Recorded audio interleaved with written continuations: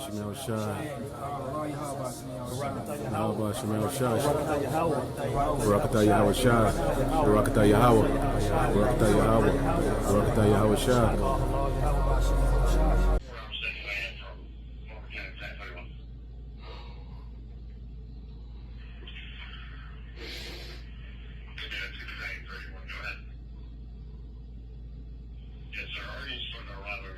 At the EPA headquarters. Our safety 2 is around your location now. I think he just arrived. You can liaison with him.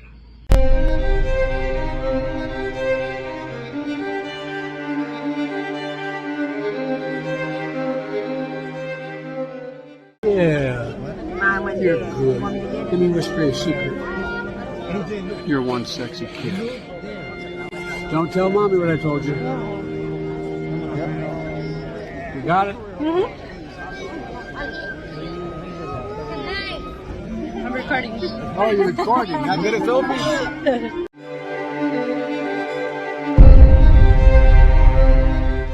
Is actually in Doritos. Let's find out.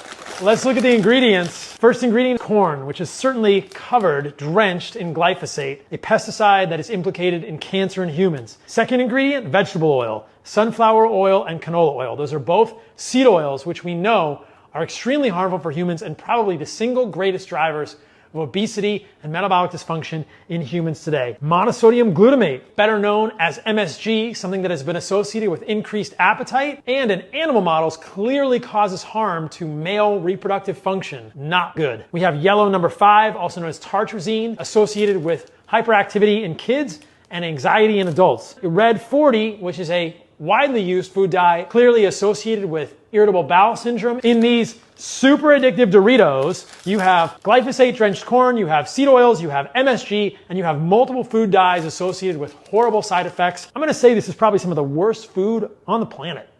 Hey guys, Zen here from Moms Across America. I'm on my way to Natural Products Expo West, and I'm in the airport. I'm passing by a Dunkin' Donuts. Need to remind you that when we tested Dunkin' Donuts and 21 of the different top fast food restaurants, we found over 133 parts per billion of glyphosate in Dunkin' Donut samples. Of course, the donuts and breakfast sandwiches. And that's not good, folks. 0.1 to 1 part per billion can cause sex hormone changes and kidney and organ damage. Glyphosate's also an endocrine disruptor, a carcinogenic, causes kidney and liver damage, causes nervous system damage, neurotoxicity, it damages sperm, it increases the chances of miscarriages and prenatal births. It is no bueno. So it's not a good idea to start your day with foods that have glyphosate in them. Please buy organic. You are worth it, and it's worth it to buy whole foods, whole organic local foods. Thank you. You know how the food industry works. You might be aware that they regularly use vaccines on, let's say, cows or different farm animals with the purpose of making them allegedly not catch different kind of like farm animal diseases. Well, they're going to start using the mRNA vaccines for that as well. And there's some different experiments with this going on. They're even talking about using it on basic food. Even if you don't eat meat, some of the foods you might consume could now soon have mRNA vaccines in them. And people are naturally concerned about this. And on that note too, the CDC is now investigating, along with the FDA, some of the claims around stroke being caused by the vaccines. But there's going to be a lot to go into today, so stick around for that.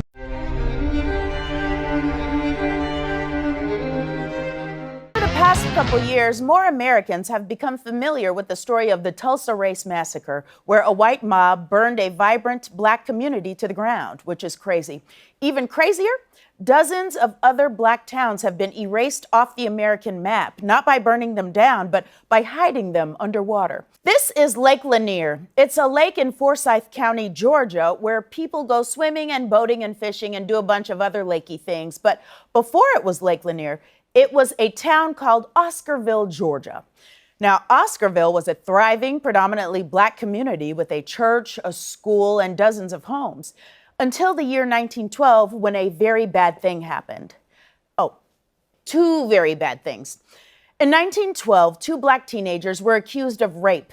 They were tried, convicted, and sentenced to death in a single day. And after they were executed, a mob of white men terrorized, drove out, or killed all the black people in the surrounding area. And they did that until the entire black community of Oscarville disappeared.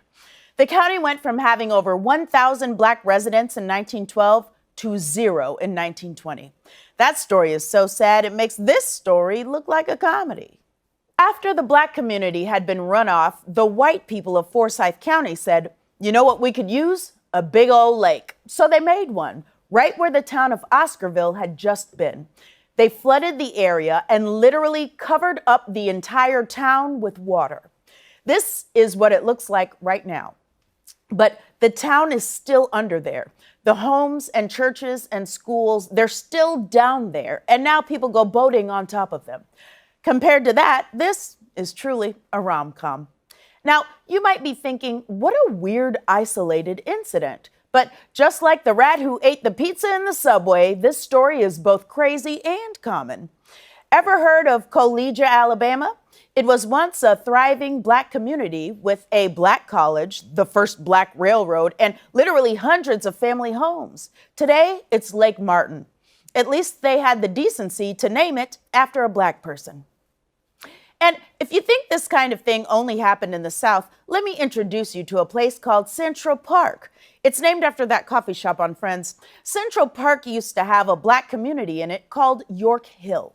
But the city of New York destroyed York Hill so that they could build the Central Park Reservoir. Because if there's one thing New York needs, it's another place for ducks to hang out. But if you come here, don't try and feed those ducks. They are very aggressive. Mess around and lose a finger. Now, when the residents of York Hill were kicked out of their homes, they fled to another black community nearby called Seneca Village. And then a few years later, New York destroyed Seneca Village too, so that they could build Central Park on top of it.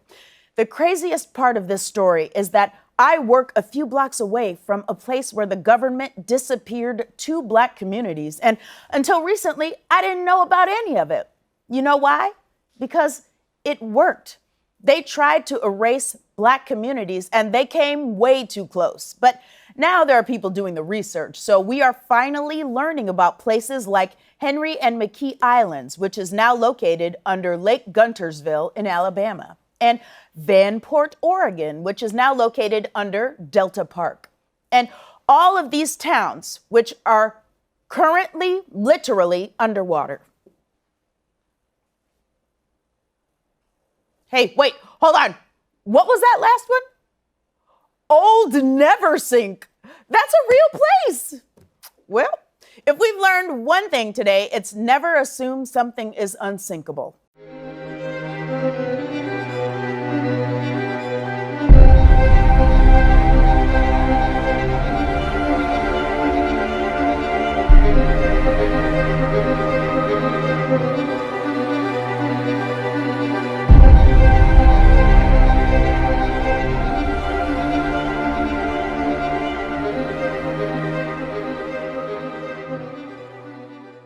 Putin reveals to the world a secret that European has been hiding from African for more than a millennium, that Jesus was black.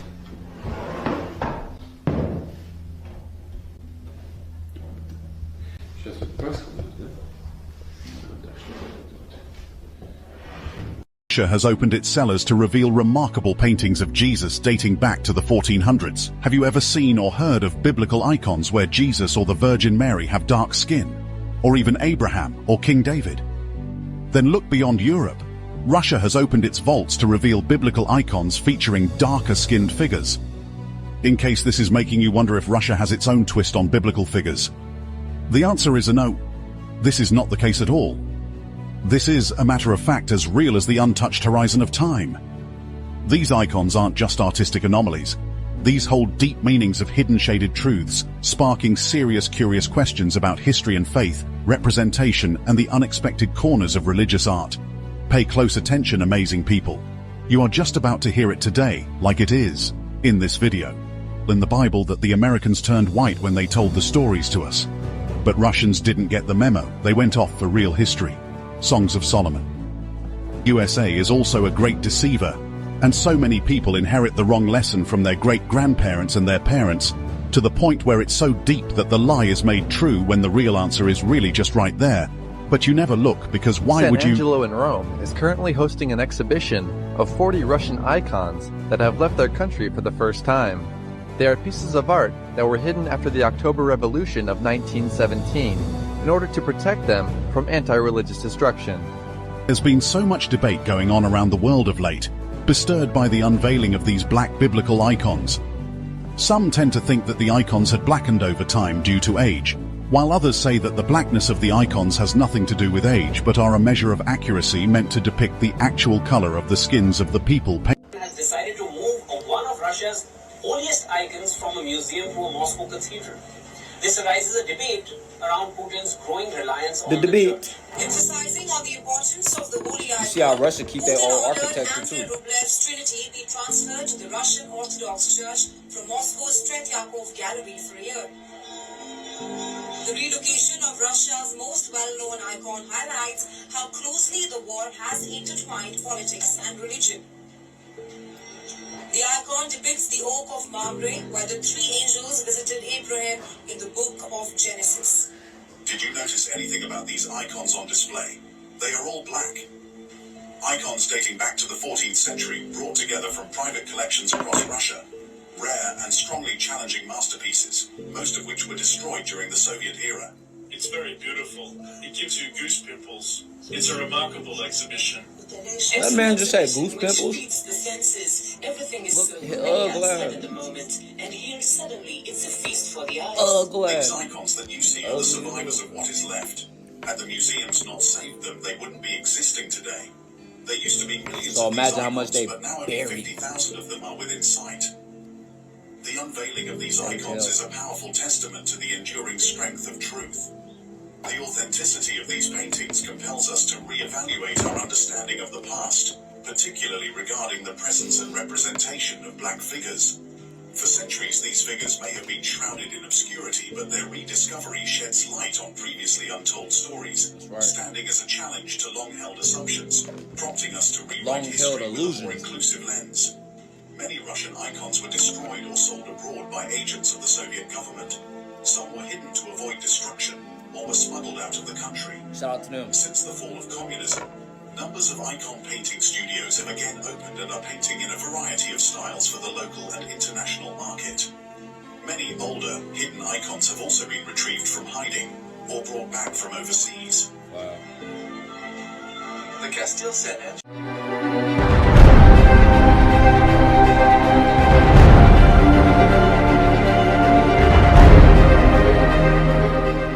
Africans and Negroes are two different peoples.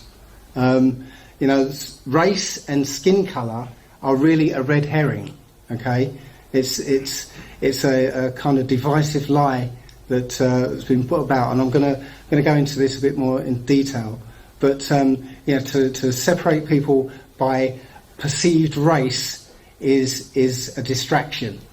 Okay, so we all think that all black people are the same, basically, but they're not. Africans and Negroes are different. They have a different skeletal structure, different skull shape, and one interesting thing is African people, real Africans, cannot grow hair like Negroes can. So African men cannot grow beards. All right? African women cannot grow afros. Right? It's a very powerful thing. If you see real African women, you'll see that they've always got very, very short hair, because literally they can't grow it.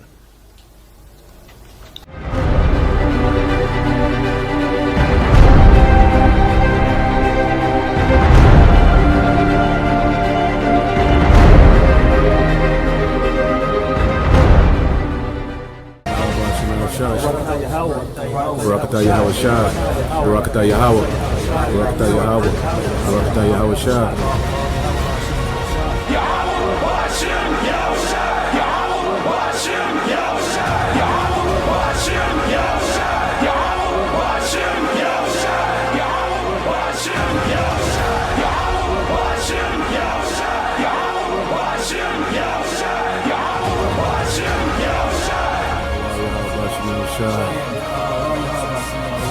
YAHAWASHI, Barakatah YAHAWASHI, Barakatah YAHAWAH, Barakatah YAHAWAH, Barakatah YAHAWASHI.